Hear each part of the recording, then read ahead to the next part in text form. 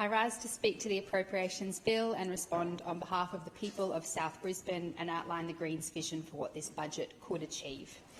This year, everyday people across Queensland have made sacrifices. Many of us have been unable to see loved ones, have missed out on weddings, holidays and funerals, but we've pulled back together to tackle this health crisis and keep everyone safe. Thanks must go to our incredible frontline health workers and a strong commitment to the public health advice given by the Chief Health Officer and the government. And it's thanks to this and the sacrifices and hard work of everyday people all across Queensland that we're able to enjoy our current freedom and safety. Queenslanders have worked hard, but now we're being told to work even harder with a budget that will force everyday Queenslanders to pick up the slack with limited investment in housing, in schools, in clean energy and in secure, meaningful jobs. Right now in Queensland, our unemployment rate is at 7.7%. It's up as high as 11.9% in some parts of regional Queensland. Youth unemployment is even higher.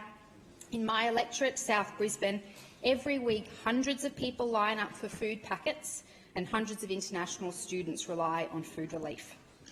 This budget relies on unacceptable sacrifices for too many Queenslanders, while massive mining corporations and the banks get off scot-free. While coal and gas export prices have dropped, it's simply disingenuous for massive multinational mining companies to cry poor.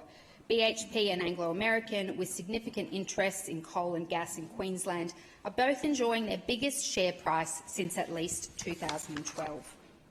Chris Wallen, who owns Q Coal, a company that part-owns 5 coal mines in the Bowen Basin, is still on the Forbes rich list with a net worth of $1.75 billion. Deputy Speaker, it's almost farcical to suggest that these mining billionaires cannot afford to pay a little bit more in mining royalties, particularly when everyday Queenslanders are being asked to sacrifice so much. And in a resource-rich, wealthy state like ours, there's no excuse for such a dangerously conservative budget at this critical time. It's full of underspend. It's going to leave Queenslanders in the lurch for years to come. And what Queenslanders need now is bold government investment in tens of thousands of good, secure jobs. And while parts of this budget deliver jobs here and there, it doesn't go nearly far enough to tackle the scale of the crisis we're facing. By way of comparison, over the next 4 years, the Victorian government will invest $78.4 billion in infrastructure. The New South Wales government will invest $107 billion.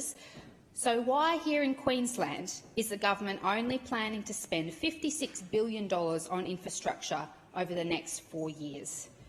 Even when you adjust for population, the Queensland government is spending billions of dollars less every year than our southern counterparts.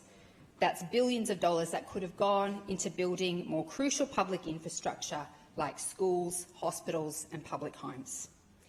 Perhaps one of the starkest contrasts is between the government's funding for social housing.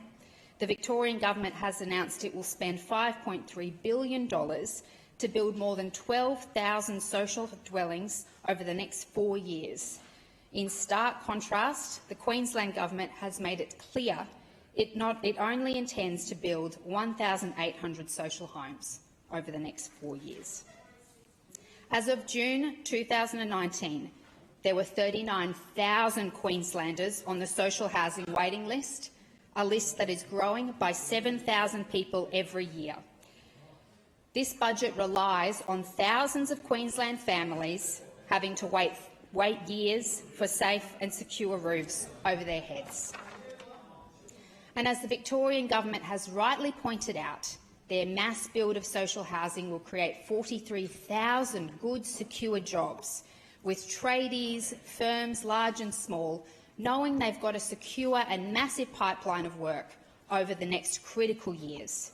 And this is what Queenslanders are missing out on. This is what Queenslanders are being asked to sacrifice with this budget.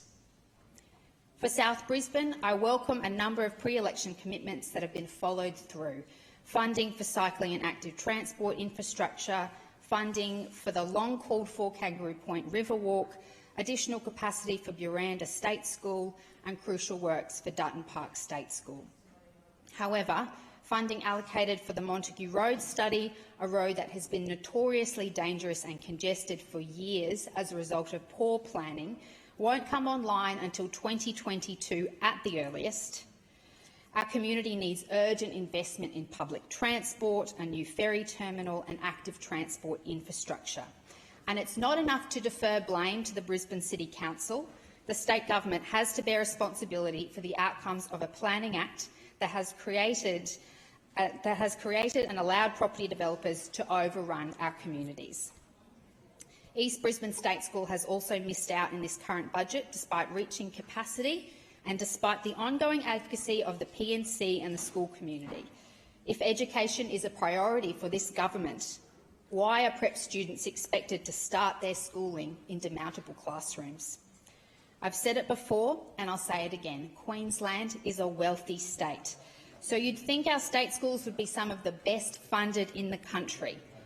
But instead, Queensland state schools are the most underfunded state schools in the country, and our parents, teachers and children pay the costs.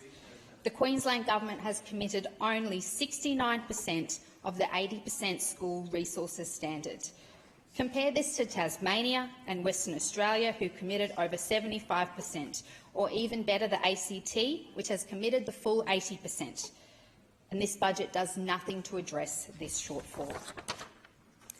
One of the big promises we've heard from Labor in the lead-up to the election was about 6,000 new teachers and 1,000 new teacher aides over the next 4 years, a very welcome announcement. However, these positions appear to be funded from the existing Education Department budget. There is no new money, and these numbers actually include replacing thousands of retiring and resigning teachers. The Greens believe that we should be fully funding our state schools, cutting class sizes, abolishing class school fees for state schools and giving every child a free breakfast and lunch so no child has to learn on an empty stomach. But this budget relies on an unacceptable level of sacrifice by teachers, parents and children across the state. Another big promise we heard from Labor in the lead-up to the election was 5,800 new nurses, 1,500 doctors and 1,700 allied health professionals by 2024. Again, a welcome commitment. Because anyone who's been to an emergency department in a public hospital or has waited in an overcrowded outpatient clinic knows that our public hospitals desperately need more resources and frontline staff. But again, when you look at the details of this budget, there's no new funding for this. This means Queensland Health and our hospitals will need to cut $270 million from their other works every single year. They'll need to find an extra $1 billion over the next 4 years. Our frontline workers know what efficiency measures are code for. It's code for do more with less and give up unpaid hours so you don't have to go home worrying whether your patients will be well cared for. The budget also relies on an unacceptable level of sacrifice by our frontline health workers and Queenslanders seeking health care. The community are also being asked to carry the cost of a lack of investment in housing and mental health via new prisons, detention centres and police. In particular, the $86 million investment in youth detention beds shows what little ambition this government has for our young people. And I join with the member for Maiwar to call for a moratorium on any new youth and adult prisons and for the government to raise the age of criminal responsibility to at least 14. The Queensland Police Service could also find there are savings to be made by diverting those police who are currently deployed to maintain the indefinite detention of refugees at Kangaroo Point. The community are also asking to bear the cost of underinvestment in housing with an increasing number of children in out-of-home care. The rate of children in out-of-home care in Queensland has increased from 2018-19, particularly for Aboriginal and Torres Strait Islander children. And I also joined the Home Stretch campaign in calling on the government to urgently extend funding support for young people in out-of-home care to at least 21. The community will also continue to pay the cost of Queensland's lack of action on climate change.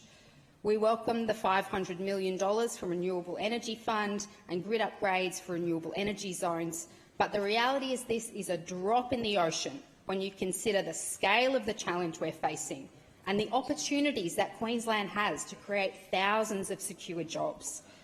The Greens' proposal to invest $20 billion building publicly owned renewable energy across Queensland would create thousands of jobs and cut electricity prices, ensuring that every Queenslander shares the benefits of these public assets. We could be manufacturing the wind turbines and the solar panels and the batteries here in Queensland and taking full advantage of Queensland's sunshine and open space and wind. While mining corporations enjoy royalties freeze and mining executives walk away with millions of dollars in their pockets, everyday Queenslanders will continue to pay the cost of the government's inaction on climate change for years to come.